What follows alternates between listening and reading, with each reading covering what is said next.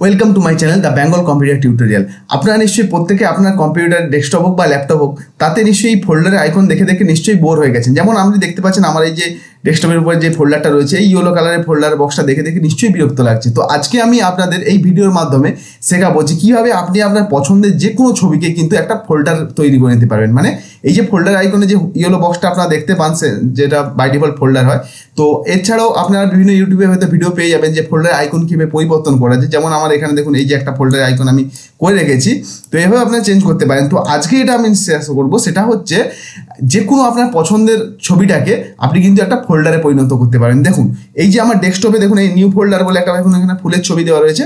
তো এর উপর আমি ডবল ক্লিক করছি, এটা কিন্তু দেখতে পাচ্ছেন এর মধ্যে কিন্তু ডেটা রয়েছে। তো এইভাবেই কিন্তু আমি এই ফুলের ছবিটাকে সেট করেছি। আপনি কিন্তু যে কোনো আপনার পছন্দের ছবিকেই কিন্তু এরকম ফোল্ডারে পরিণত করে নিতে পারবেন। তো কীভাবে এটা করা যায় চলুন দেখে নেওয়া যাক। তো এর জন্য কি করবেন, প্রথমে যে কোনো একটা ছবিকে আপনার কম্পিউটার বা ল্যাপটপে নিয়ে চলে আসবেন, যেটা কিন্তু সবসময় ডেস্কটপ পেজেই রাখবেন। দেখুন আমি ডেস্কটপ পেজে এখানে এই যে পিকচার ওয়ান নামে আমার একটা ফটো রেখেছি। তো এই ফটোটাকে সর্বপ্রথম কি করতে হবে, আপনাদের পেইন্ট অ্যাপ্লিকেশানে ওপেন করতে হবে। কীভাবে, তো এর উপরে রাইট ক্লিক করবেন, তারপর দেখবেন এখানে ওপেন উইথ বলে একটা অপশান আসবে নিচে এই লিস্টের মধ্যে। এরপর দেখবেন এখানে পেইন্ট অ্যাপ্লিকেশান আপনার অটোমেটিক চলে আসবে। আর যদি এখান থেকে না পান তাহলে এমনি পেইন্ট অ্যাপ্লিকেশান খুলে ওই ছবিটাকে জাস্ট ওখানে ওপেন করবেন। যেমন আমি এখানে দেখিয়ে দিচ্ছি দুটোই পদ্ধতি। যেমন পেইন্ট অ্যাপ্লিকেশানে ক্লিক করলেন, দেখবেন এখানে আপনার ফটোটা চলে আসবে। আর যদি আপনার এখানে পেইন্ট অ্যাপ্লিকেশান না থাকে, আপনি সার্চ বার থেকে এমনি এখানে লিখবেন পেইন্ট অ্যাপ্লিকেশান। ওকে, এটা এরকম ব্ল্যাঙ্ক থাকবে। তো আপনি কি করবেন, এখানে এই ফাইলে যাবেন, ফাইল থেকে কি করবেন ওপেনে যাওয়ার পরে দেখবেন এখানে এই ডেস্কটপ বাম দিকে থাকবে, এখানে ডেস্কটপ বলে থাকবে, হয়তো উপরের দিকে থাকতে পারে বা নিচের দিকে থাকবে। এখানে ডেস্কটপে ক্লিক করবেন, দেখবেন আপনার ডেস্কটপের মধ্যে থাকা সমস্ত ছবিগুলো দেখা যাবে। এবার আপনি যে ছবিটাকে আনতে চাইছেন সেটাই জাস্ট ক্লিক করে ওপেন করে দিবেন। ওকে, তো এইভাবে কিন্তু আপনারা আনতে পারেন, হয় রাইট ক্লিক করে, না হলে এভাবে নিয়ে চলে আসবেন। এরপরে কি করতে হবে, আমার ছবিটাকে একটা সাইজ সেট করতে হবে। কীভাবে, তো আমরা ছবিটাকে সর্বপ্রথম কোথায় যাব, যেই অবস্থায় থাক না কেন এখানে কোনো চেঞ্জ করার দরকার নেই, আপনার এখন জুম থাকলেও কোনো ব্যাপার নয়। এবার আমরা সোজা চলে যাবো, এখানে দেখুন রিসাইজ অপশান আছে, রিসাইজ অপশানে চলে আসবেন। এই ফাইল ট্যাবের মধ্যে এখানে রিসাইজ, তারপর এখানে পার্সেন্টেজ হবে, পার্সেন্টেজটা আমাদের প্রয়োজনে আমাদের এই পিক্সেল অপশানে ক্লিক করতে হবে।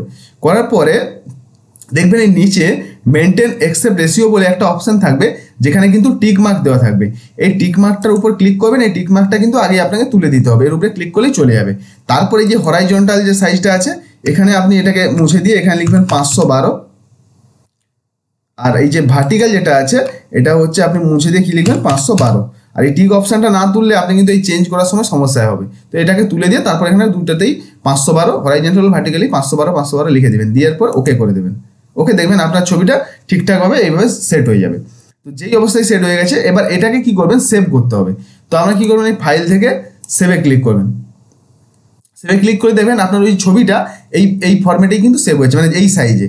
আর যদি আপনি আলাদাভাবে সেভ করতে চান তাহলে এই সেভ এজে গিয়ে এখান থেকে আপনি ওই ছবিটা একটা আলাদা নাম দিবেন, আর বাম দিক থেকে এই ডেস্কটপ রাখবেন, দিয়ে সেভ করে দেবেন। তাহলে আপনার আগের ছবিটা যেমন আছে আর এটা এই সাইজে সেভ হয়ে যাবে।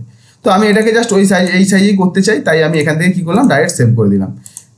ওকে, এবার আমার পেইন্ট অ্যাপ্লিকেশনটা ওপেন করলেন, দেখুন এই পিকচার ওয়ানের সাইজটা চলে এসেছে এখানে। দেখুন এখানে এই উপরে মাউস পয়েন্টার নিয়ে গেলে দেখতে পাবেন এই যে ডাইমেনশন বলে লেখা আছে না, 512x512, এটা যেন থাকে সাইজটা ঠিকঠাক। ওকে, তো এবার কাজ হবে আপনাদের যে কোনো একটা ব্রাউজার ওপেন করে নেবেন।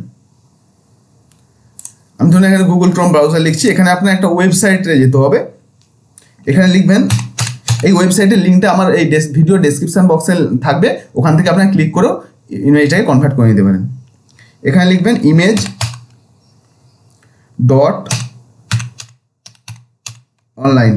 ওকে, দেখবেন image.online এই convert.com, ঠিক আছে। এটা লিঙ্কটা আমি ডেসক্রিপশন বক্সে দিয়ে রাখবো, আপনারা এখান থেকে ক্লিক করে নেবেন। দেখবেন এই ওয়েবসাইটটা আপনার কাছে ওপেন হয়ে যাবে। দেখুন এখানে এই লিঙ্কটা দেওয়া আছে image.online, তারপরে একটা মানে মাইনাস চিহ্নের মতো দেবেন, তারপরে convert.com, যেটা আমার এই কিন্তু ডেসক্রিপশন বক্সে দেওয়াই থাকবে। তো এখানে এটা দেখুন ওয়েবসাইটটা ওপেন হয়ে গেল।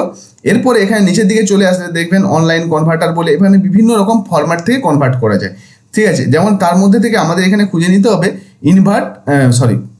কনভার্ট টু আইসিও, ঠিক আছে। কনভার্ট টু আইসিও দেখতে পাচ্ছেন এই যে অপশানটা, এই অপশানটা আমাকে সিলেক্ট করে নিতে হবে, কনভার্ট টু আইসিও। এর উপরে ক্লিক করবেন। ক্লিক করার পর দেখবেন এখানে একটা পেজ আসবে, যেখানে এখানে চুজ ফাইল বলে একটা অপশান লেখা আছে। এই চুজ ফাইল অপশানের উপর ক্লিক করবেন। করার পরে এই ডেস্কটপ পেজ বাম দিক থেকে সিলেক্ট করে রাখবেন। করার পরে আপনার যে ডেস্কটপে যে ছবিটা ছিল, যেটাকে আমরা রিসাইজ করেছিলাম 512x512, হ্যাঁ এই যে পিকচার ওয়ান না যে ছবিটা আমি রেখেছি, তো এটার উপরে ক্লিক করে এটাকে জাস্ট ওপেন করে দেবেন।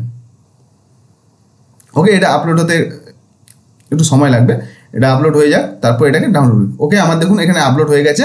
এরপরে আমাদের কি করতে হবে, দেখবেন একবারে নিচের দিকে চলে আসবেন, এখানে দেখবেন স্টার্ট অপশন থাকবে, নিচের দিকে চলে আসলে দেখবে এখানে স্টার্ট অপশন আছে, স্টার্ট অপশনে ক্লিক করে দেবেন। তারপর এখানে একটু ওয়েট করবেন, এটা কনভার্ট হতে একটু সময় লাগে। ওকে, তো এখানে আমার দেখুন কনভার্ট হয়ে গেছে। তো এইবার এখানে দেখুন, এখানে এই যে এই পাশে দেখুন এখানে ডাউনলোড বলে একটা আইকন দেখতে পাবেন, আমার ছবিটা অলরেডি কিন্তু কনভার্ট হয়ে গেছে। তো আমি এখানে কি করব, ডাউনলোড অপশানে ক্লিক করে দেবো। দেখুন ডাউনলোড অপশানে ক্লিক করার সঙ্গে সঙ্গে এখানে অলরেডি আমার ডাউনলোড হয়ে গেছে। যে এখানে ডাউনলোড অপশানে আমি ক্লিক করে দেখুন এই যে ছবিটার নাম কি ছিল, picture1.ico হয়েছে। এমনি কিন্তু নর্মাল ছবিতে কি থাকে, .jpg থাকে, এটা হচ্ছে ICO থাকবে। তো আমি এখানে দেখতে পাচ্ছেন ডাউনলোড হয়ে গেছে। এবার এই ছবিটাকে আমাকে ডেস্কটপে নিয়ে যেতে হবে। তো এই ডাউনলোড অপশানের পাশে দেখবেন একটা ফোল্ডারের মতো আইকন দেখা যাবে, তো এইখানে ক্লিক করবেন, করলে দেখবেন ওই ছবিটা আপনার একবারে ওপেন হয়ে যাবে। এখান থেকে আমি ধরুন কাট বা কপি যেটা ইচ্ছা করতে পারেন, আমি কাট করে নিলাম, করে একদম আমার ডেস্কটপ পেজে চলে আসবো। এখানে রাইট ক্লিক করে পেস্ট করে দিলাম। দেখুন আমার এটা কিন্তু চলে এসেছে, দেখতে পাচ্ছেন আমার কিন্তু এই ছবিটা আমার ডেস্কটপে চলে এসেছে। আমি আগের এই ছবিটাকে আমি ডিলিট করে দিই। ওকে, আমি ডিলিট করে দিলাম। তো এবারে এই যে ছবিটা, এটা কিন্তু ICO ফাইল আছে, এটা মনে রাখবেন। দেখুন এর উপরে মাউস পয়েন্টটা নিয়ে গেলেও লেখা আছে কিন্তু ICO ফাইল। ওকে, এবার আপনারা কি করবেন, একটা ফোল্ডার তৈরি করে নিন, যে ফোল্ডারটা যেমন নর্মাল হয়, যেমন আমি নিউ থেকে ফোল্ডার করে নিলাম। ওকে, ফোল্ডারে আপনার নাম দিতে পারেন, আপনার ফোল্ডারে যে কোনো একটা নাম দিয়ে দিবেন। ধরুন আমি এখানে লেখা আছে কি নিউ ফোল্ডার 2। ওকে, তো এবারে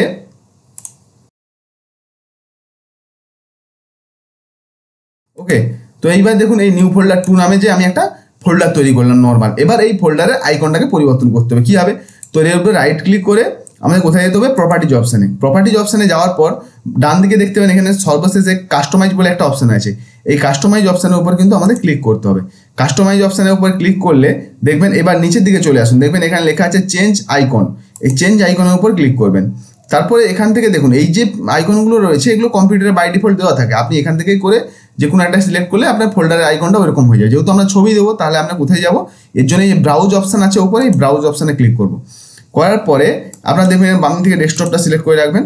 করার পরে দেখবেন আপনার যে ছবিটা আমি কনভার্ট করে এই ICO ফাইলটা করেছিলাম, সেই ছবিটাই জাস্ট রাখবেন। কিন্তু আপনি এখানে মনে রাখবেন ঠিকঠাক ফাইলটাই কিন্তু সিলেক্ট করবেন, যেটা ICOতে কনভার্ট করা হয়েছে। তো আদার্স যদি ওই ফাইলের মানে ছবিগুলো যেহেতু বাম দিকে থাকবে, ওগুলোকে আগে ডিলিট করে দেবেন, নাহলে ভুলভাল সিলেক্ট করলে তখন আর হবে না এটা। তো ICO ফাইলটা আমি সিলেক্ট করলাম, একটু এখানে মাউস পয়েন্টটা নিয়ে গেলেই একটু দেখিয়ে দেবে, দেখুন ICO ফাইল বলে লেখা আছে। সিলেক্ট করে এখানে ওপেন করলাম। ওপেন করার পর এখানে আমি ওকে বাটনে ক্লিক করলাম। তারপর দেখবেন এখানে নিচে চলে আসবে অ্যাপ্লাই। ঠিক আছে, অ্যাপ্লাই অপশানের উপর ক্লিক করে দিন। তারপর দেখুন আবার ওকে। তো দেখতে পাচ্ছেন এটা হচ্ছে আমার এমনি নর্মাল ছবি, এই যে picture1, এটা দেখতে পাচ্ছেন, এটা আমি ডবল ক্লিক করে দেখালাম, এটা এমনি ছবি। আর এই যে দেখুন আমি যে নিউ ফোল্ডারটা বানিয়েছিলাম, এই নিউ ফোল্ডার 2 বলে, দেখুন এটাতে কিন্তু একটা ছবি সেট হয়ে গেছে ফোল্ডারের পরিবর্তে। এরপর ডবল ক্লিক করুন, দেখুন এটা কিন্তু ফোল্ডার। আমি এর মধ্যে আপনি একটা এই ছবিটাকেই পেস্ট করে দেখিয়ে দিচ্ছি। ধরুন আমি এখান থেকে এটাকে কাট করে নিলাম বা কপি করলাম, এই দেখুন এটা আমার ফোল্ডার। কিন্তু এর উপরে রাইট ক্লিক করে এটাকে ওপেন করলাম এবং এর মধ্যে আমরা রাইট ক্লিক করে এটাকে পেস্ট করে দিলাম। দেখুন ডেটাও কিন্তু এর মধ্যে পেস্ট হয়ে যাচ্ছে। তো এইভাবে কিন্তু আপনার পছন্দের ছবিকে আপনি কিন্তু একটা ফোল্ডারে পরিণত করতে পারবেন। তো আশা করি আপনাদের এই টিপসটা খুব ভালো লাগবে। যদি ভিডিওটি ভালো লেগে থাকে তো অবশ্যই ভিডিওটিকে লাইক করবেন এবং চ্যানেলটিকে সাবস্ক্রাইব করে রাখবেন আরও দুর্দান্ত এই সমস্ত টিপস শেখার জন্য। ধন্যবাদ।